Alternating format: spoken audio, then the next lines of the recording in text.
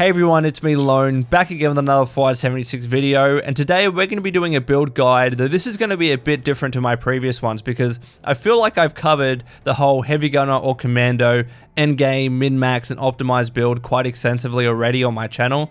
So today I want to do something that's a bit more fun and cover a build that I created which is inspired by the NCR Ranger from Fallout New Vegas. We all know the NCR Rangers, we love them, they look freaking awesome in their Ranger armor, and of course they use their Ranger Sequoia hunting revolvers. So this character that I've created in Fallout 76 is inspired by that. So if you enjoy this build video, like it, I would really appreciate it. Subscribe if you're new, but with all that out of the way, let's get to the video. Alrighty, we are here at West of course, to showcase this build. I am wearing the Ranger armor because it is a build inspired by the NCR Ranger, so we had to put that on. In terms of the weapon, I figured the Western Revolver is the weapon that most closely resembles the Ranger Sequoia in Fallout New Vegas. Not the exact same, but I think it'll do.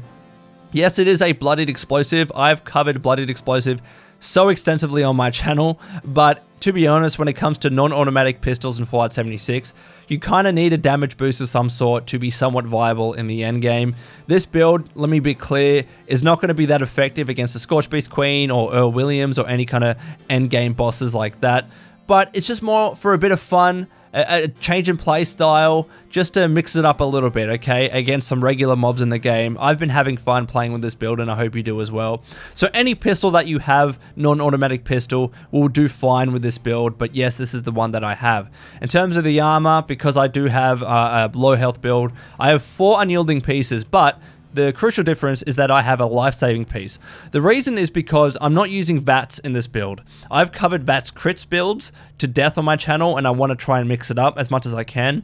So we're going to be doing like a hip firing and an aiming down the sight build instead. And I figure if you're an NCR Ranger, you're a crack shot without the need to be using VATS. So that's the idea behind it.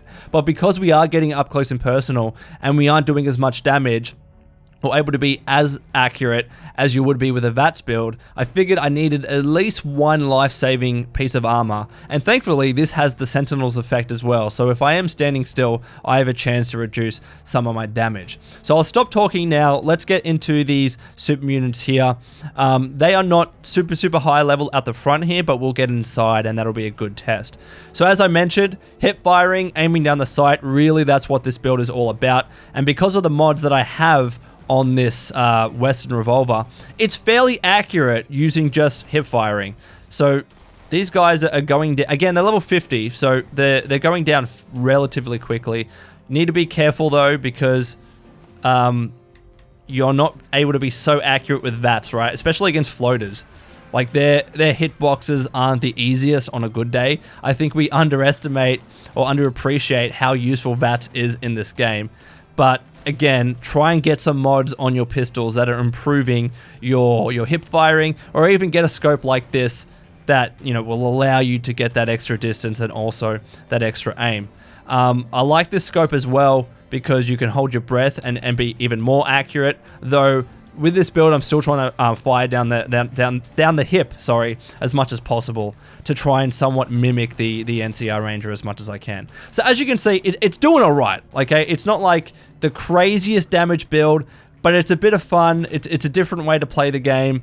It's still standing up, like I'm not dying, but let's get inside to the higher level super mutants. You know what? I'm just gonna skip these guys here, if there are any here. No, there's not. Okay, I will skip this turret. Run. Let's get inside. All right. So let's see how we go against some 75s and against some 100s. As I said, I've been having a lot of fun playing with this build. It's something that's so different to what I'm used to. I'm used to spamming VATS and then just getting tons of damage using crits. But you get kind of tired of the same thing when you're doing it over and over and over. So this has been a lot of fun for me to try out, to see if it actually is viable. So level 75, I've also found as well that I'm trying to avoid bullets more than I would otherwise, so I'm trying to be a bit more careful, going around corners, using cover as much as I can, and seeing how well I can get crits just hip firing, because obviously when you don't have the benefit of VATS, but you still want to get crits for increased damage, you have to aim for the headshots on your own. And you know what I might do actually? I might actually turn on damage because I turned that off before.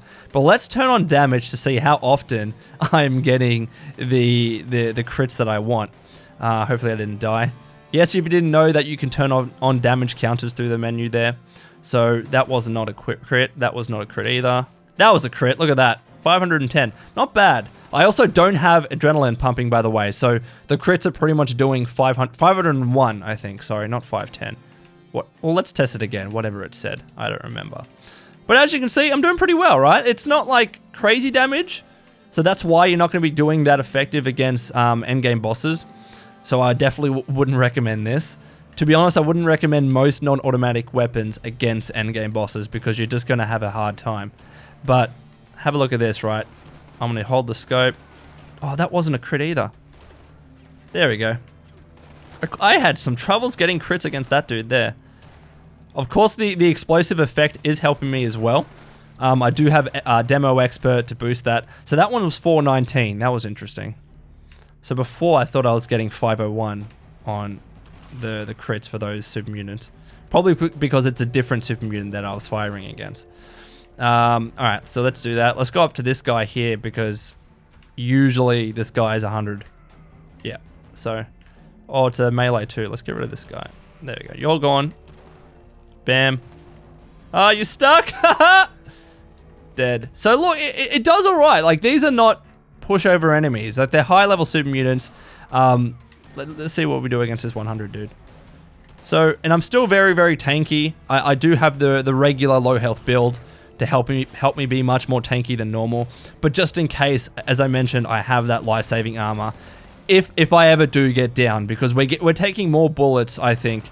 Oh, look, and one thing that I'll say as well, that you're going to have to repair this fairly often. So I'm actually, you know, I just instinctively, I went to VATS. I shouldn't be doing that. So I don't know. I like it. I like the challenge. I like getting up close and personal. I think it's a lot of fun. So I think I've proven my point. Let's see. I'm just going to die intentionally to see if this life-saving actually procs, because that's going to be a real-life scenario, right? 50% chance! 50% chance! Nah, it's not activating. All right, so I think I've showcased the build to you enough. Let's get to the actual perk cards and show you what this build has under the hood. Alrighty, here is my build. As always, I need to mention that I have a fair few legendary special perk cards, so I have a lot of perk points to spare. So because of that, I will tell you the perk cards that aren't 100% necessary for you to equip for this build. So starting off with strength, we have that at 6, so I can have a maxed out blocker and a maxed out barbarian. Reason being, no VATS crits, we aren't dealing as much damage as possible, so enemies are staying alive for longer, and they're dealing more damage against you as a result. Plus, if we're relying on hip firing, we're trying to get up close and personal to land more shots, and therefore you're getting even more damage dealt against you.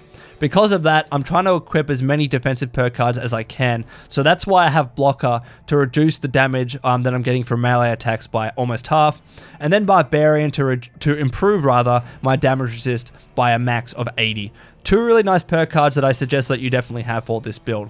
Perception is at 6, so I can have Tank Killer.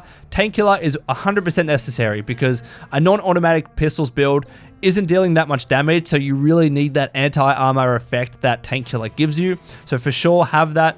Also as well, I would say that this is not necessary, but I have it because I can.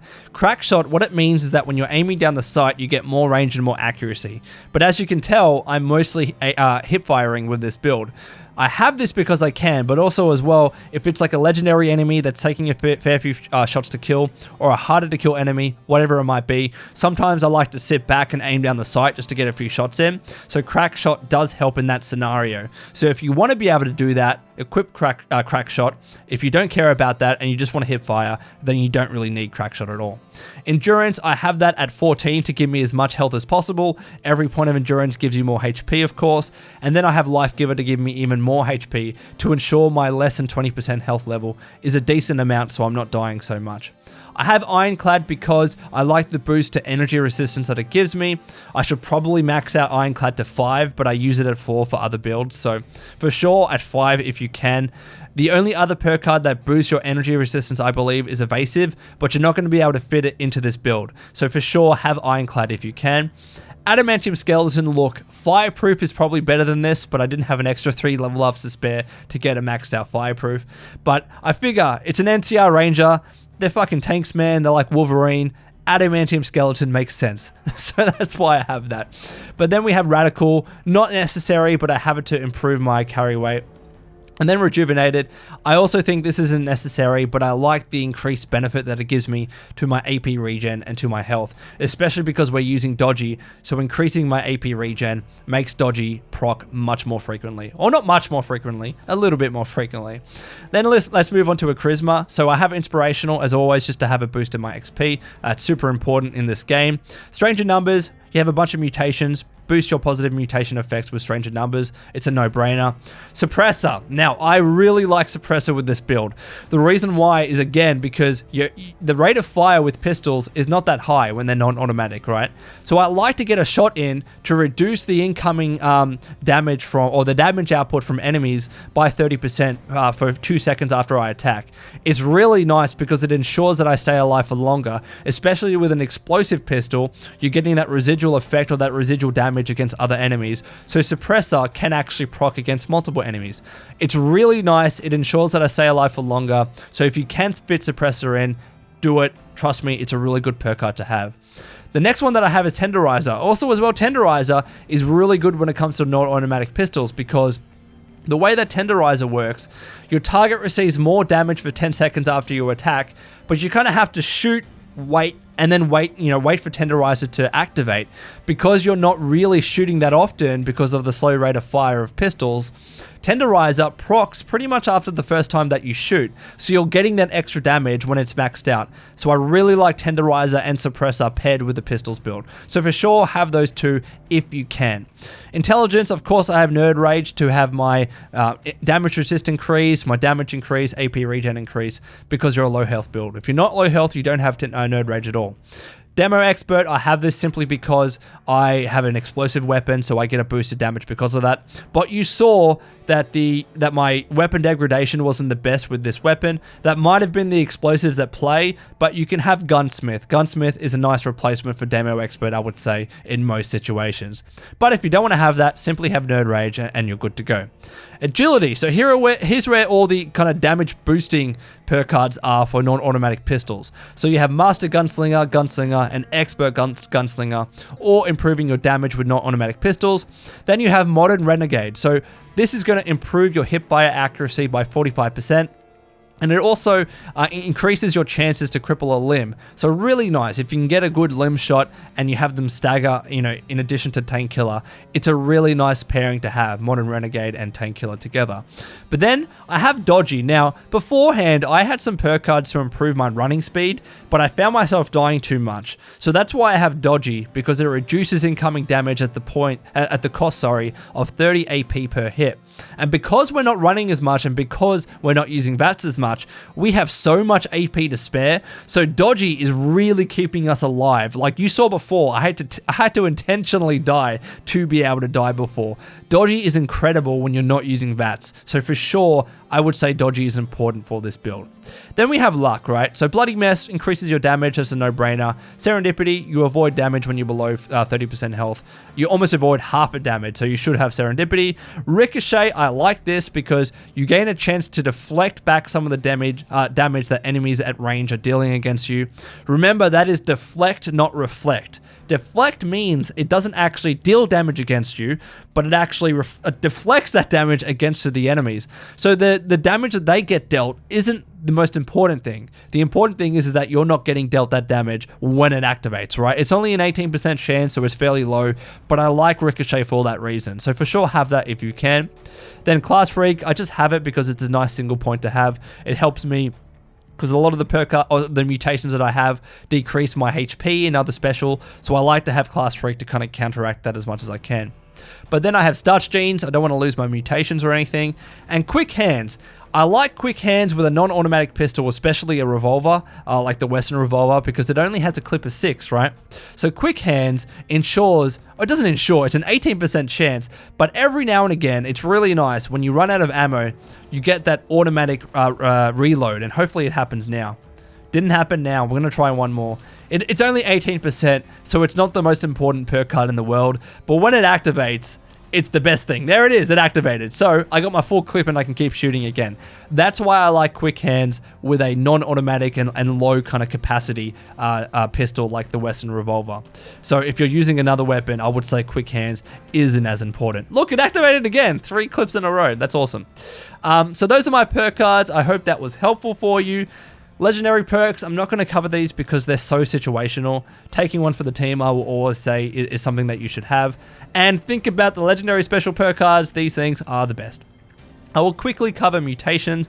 These are stock standard, man. Adrenal Reaction, Bird Bones, Eagle Eyes, Egghead, Empath, Herbivore, or Carnivore.